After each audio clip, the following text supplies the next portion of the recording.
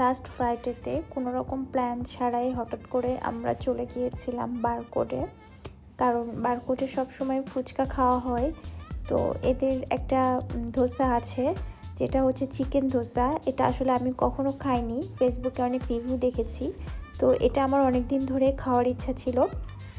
তো যথারীতি আমরা গেলাম, যে আমি যেহেতু আমার মেনু ফিক্সড করা ছিল, আমি কোনো সময় না নিয়ে শুধু হচ্ছে ফুচকা আর ধোসা অর্ডার দিয়ে দিয়েছি।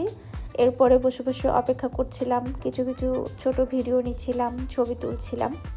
এর মধ্যেই আমার ফুচকাটা চলে আসছে। এদের ফুচকার বৈশিষ্ট্য হচ্ছে আপনাকে নিজে হাতে বানিয়ে খেতে হবে। এরা এভাবে ফুচকা দিয়ে যাবে এবং বুটের ডাল আর আলু সিদ্ধ দিয়ে একটা মিক্স, মানে যেটা আমরা ফুচকার ভেতরে পুর হিসাবে ব্যবহার করি। এছাড়া থাকবে শসা কুচি, কাঁচামরিচ কুচি, চানাচুর, শুকনো মরিচ ক্রাশ মানে চিলি ফ্লেক্স যেটা, ধনিয়া পাতার চাটনি, একটা টক মিষ্টি ঝালের একটা চাটনি, শুধু টক আর ঝাল একটা পানি, মানে যারা প্রচুর ঝাল টক খেতে পছন্দ করে তাদের জন্য এটা। কারণ অনেকে আছে ফুচকার সাথে টক মিষ্টি সসটা পছন্দ করে না, তো এরা এরকম ভ্যারাইটিস কিছু দিবে, আপনাকে নিজের পছন্দ মতো বানিয়ে খেতে হবে। ফুচকা খেতে খেতে আমার সেই চিকেন ধোসাটাও চলে এসছে।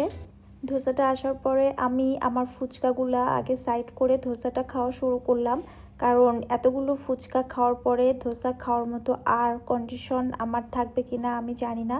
তো সেজন্য আমি ধোসাটা কোনোভাবেই মিস করতে চাইনি। ধোসার সাথে ওরা হচ্ছে আলু আর চিকেন কিমা দিয়ে এমন একটা পুর টাইপের করে দিবে, যেটা হচ্ছে ধোসাটা নিয়ে ওই যখন আপনি ওই পুরটা দিয়ে মুখে দিবেন, সাথে চাটনি, পুরো স্বাদগুলো মুখের মধ্যে ব্লাস্ট করবে। সাথে ছিল একটা কাঁচামরিচ আর ধনিয়া পাতার চাটনি, যেটা অসম্ভব মজা।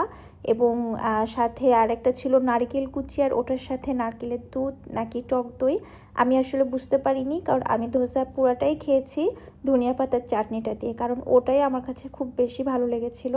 তো এখানে যখন এই চাটনিগুলো শেষ হয়ে যায়, ওদের কাছে চাইলে ওরা আবার এক্সট্রা করে আপনাকে দিয়ে যাবে। ধোসা খাওয়া শেষ করে আমি আবার আমার ফুচকায় ফিরে আসলাম।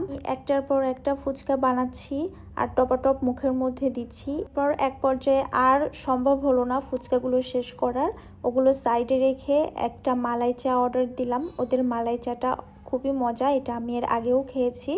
তো মালাই চাটা খেয়ে ভালো একটা অভিজ্ঞতা নিয়ে বের হয়ে আসলাম। টাটা।